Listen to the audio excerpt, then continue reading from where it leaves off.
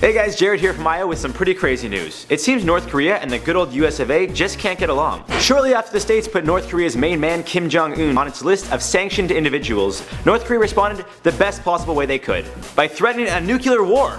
Although North Korea and the US haven't been able to find common ground for quite some time, the United States had never put Kim Jong on their naughty list until about a month ago. And apparently once is enough to get under the skin of North Korea's leader. Kim Jong, along with 10 other individuals, were put on this list in connection with alleged human rights abuses documented by the United Nations Human Rights Commission, including a network of political prisons and harsh treatment of any kind of political dissent in the authoritarian state. Han Song-yeol, who is the Director General of the US Affairs Department at the North Foreign Ministry, recently said in an interview that putting Kim on the list was the final straw. The Obama administration went so far to have the impudence to challenge the supreme dignity of the DPRK, the Democratic People's Republic of Korea, in order to get rid of its unfavorable position during the political and military showdown with the DPRK. The United States has crossed the red line in our showdown. We regard this thrice cursed crime as a declaration of war. End quote. Less than a week after the sanctions, Pyongyang, the capital of North Korea, cut off all its means of communication with the US and made it clear that everything between the two countries must now be dealt with under the war law.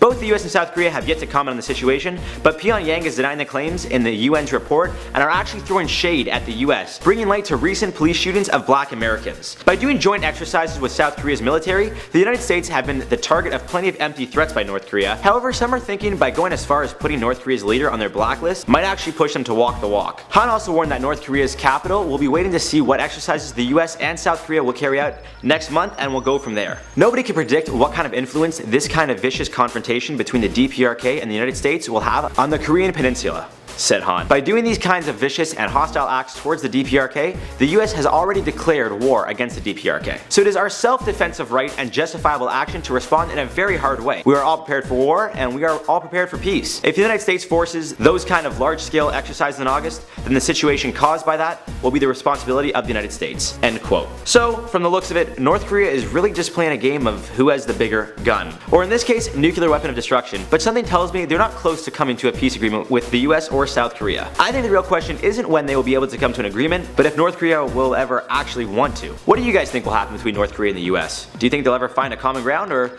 will it eventually end in an all-out nuclear war? Let me know in the comments what you think, and as always, give me that thumbs up if you liked the video. Check us out on Facebook, Instagram, and Twitter. You can follow me at Bronze7, and of course, you gotta check out our other videos.